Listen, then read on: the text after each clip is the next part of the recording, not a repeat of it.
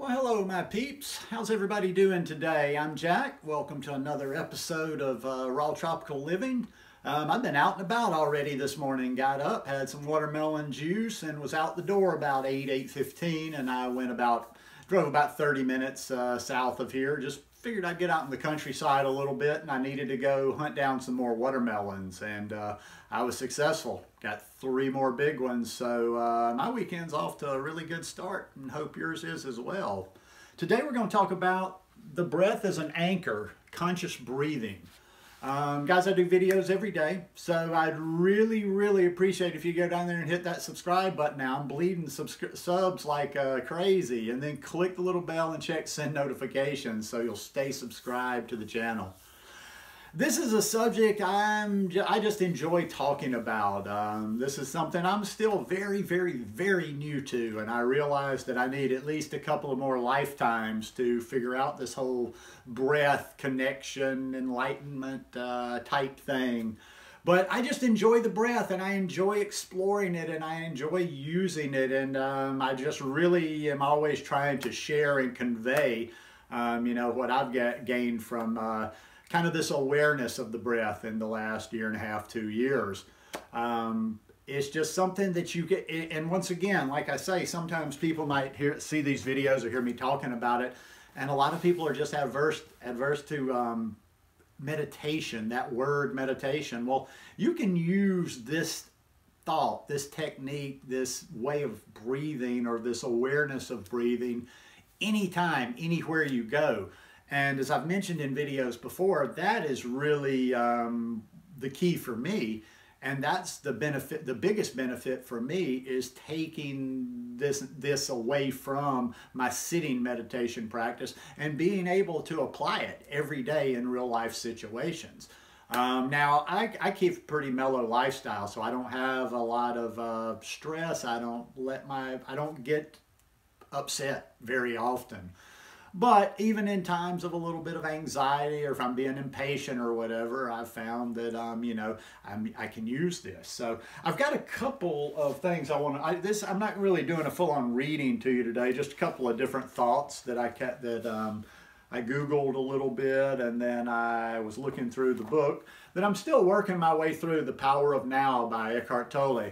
I don't ever read these type books from cover to cover. I'm just enjoying, and also I kind of want to save and savor it. I read a bit at a time, then I put it down, then I pick it back up. Well, as I was getting ready to do this video, I said, let's just take a look and see if there's anything he's saying specifically on this subject that I kind of like that would fit in.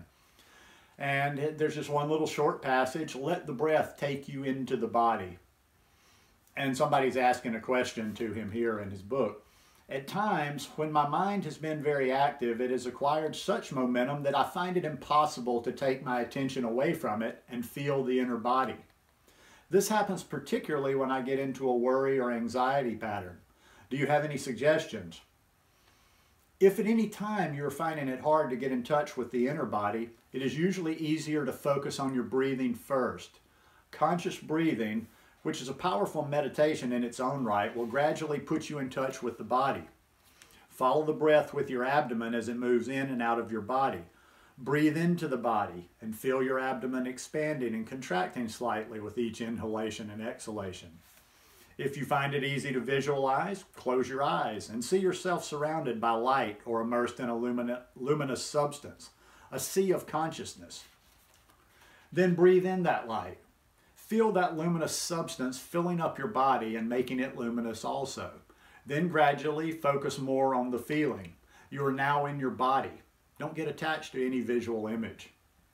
I like that. Very simple. That's why I enjoy his book. I don't know why I'm so late to the party getting familiar with Eckhart Tolle. I knew of his work, and I've read bits and passages, but it's just such simple stuff. And now he's kind of giving you something that there's a certain awareness there, and I will kind of talk to you. I'm going to read one more little thing here that I found on the internet, and then I will talk to you how this relates to mine and my thoughts as compared to what he's thinking here, or what the other people's thoughts are. Using your breath as an anchor. Many times, whether we're trying to calm ourselves down or think twice before we speak, we take a deep breath. Sometimes it happens automatically, as if our bodies are telling us, wait, I need a minute. Other times we are more conscious about using our breath to ground us. Breathing seems so simple, but it can be quite a powerful tool to help bring you back to center. In particular, controlled breathing, purposeful and focused breathing that anchors you to the here and now can help prevent you from feeling overwhelmed or that you're losing control. It is at the core of practicing mindful breathing, a calming technique that allows you to be thoughtful in your actions and reactions. Breathing in and out is so automatic that we rarely stop and get to know how to do it, but doing so can tell you a lot. Place one hand on your chest, the other on your abdomen, and breathe normally. It shouldn't take too long to figure out which part of your body is rising and falling more frequently. Often when we're stressed, we take shallow, rapid breaths from our chest and may even hold our breath when we're especially tense. But breathing from the abdomen relaxes us by encouraging a slower, more rhythmic pattern that massages our internal organs, supports a healthy heart, and ultimately supplies more blood to our brains. Aiming for 6 to 10 breaths per minute is ideal for synchronizing the rhythms of your heart rate, respiratory system, and blood pressure, a harmony that balances your nervous system and reduces stress hormones. Controlled abdominal breathing can take some practice. While the idea of doing breathing exercises may seem funny at first, they can become a comforting ritual you choose to engage in on a regular basis. The key is finding breathing techniques that work for you so you can keep them in your pocket and use them anywhere, anytime. Now, I like all that stuff, and I'm kind of trying in one way to pick apart some of what's being said there, but then I don't want to pick it apart. I'm not picking it apart. I just want to differentiate from how I use this personally. Now, when I'm sitting in meditation, and most of my meditation so far has been breath awareness, or there's some sort of awareness of the breath related to it. Now, when I'm sitting in meditation, I don't want to control the breath, or I strive not to control the breath. When I'm in meditation, I really just want to be aware of the breath. I don't want to be manipulating it. I want to be aware that I'm breathing in, and I want to be aware that I'm breathing out. Now, one thing I find, and sometimes it's hard to tell, like, am I causing it? Am I trying to breathe in a certain way? Or does it just kind of happen naturally? One thing you will find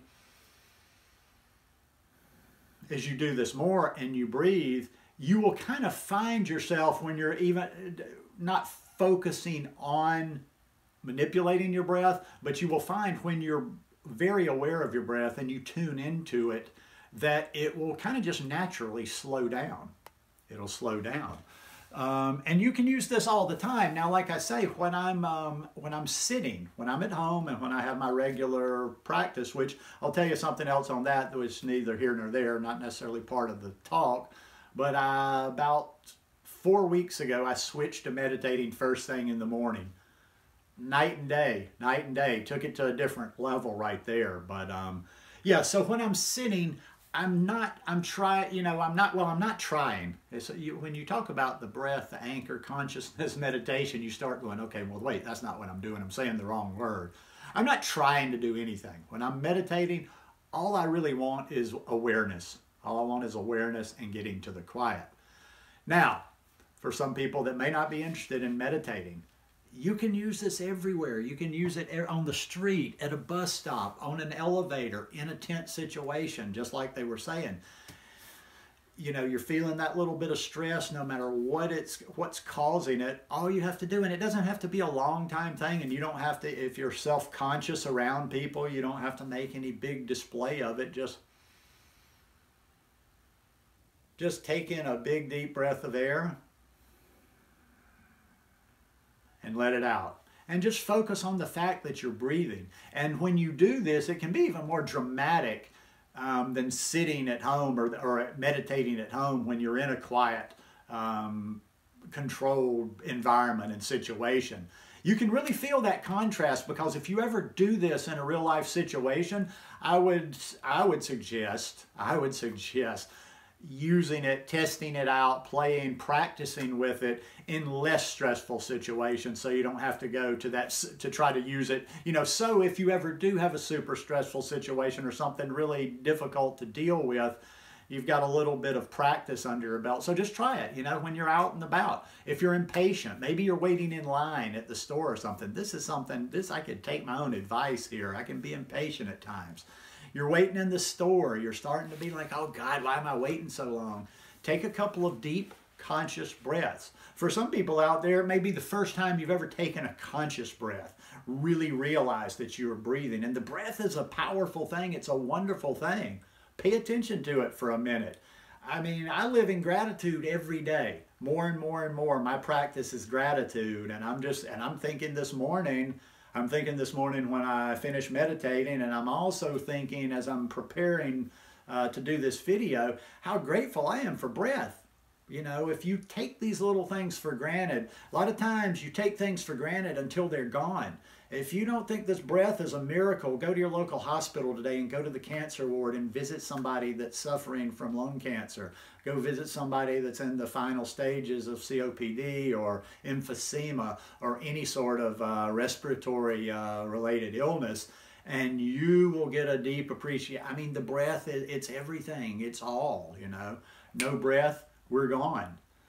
But it's a powerful force, and it's something that once we become aware of it, all you have to have is that one little spark of awareness. Once you become aware of your breath, you might become like me, and you might become a bit obsessed with it, and you might become interested in immersing yourself in learning more about it and how you can learn about it and how it, how the mind, body, breath connection all works together. This stuff's fascinating.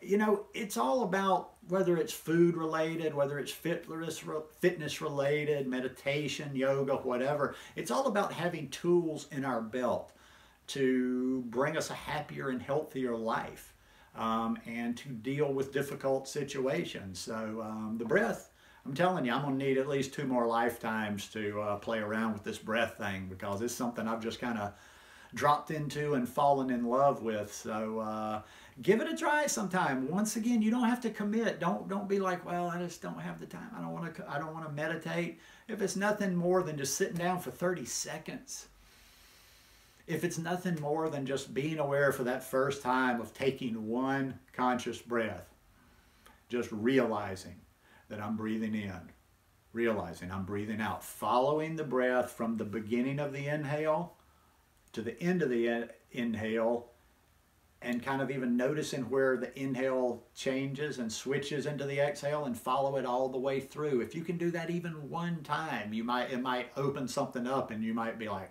aha, have that aha moment. So anyhow, hope you guys enjoyed this talk today. If you like it, please give me a thumbs up. I hope you're having a lovely weekend, and I'll see you tomorrow. Peace.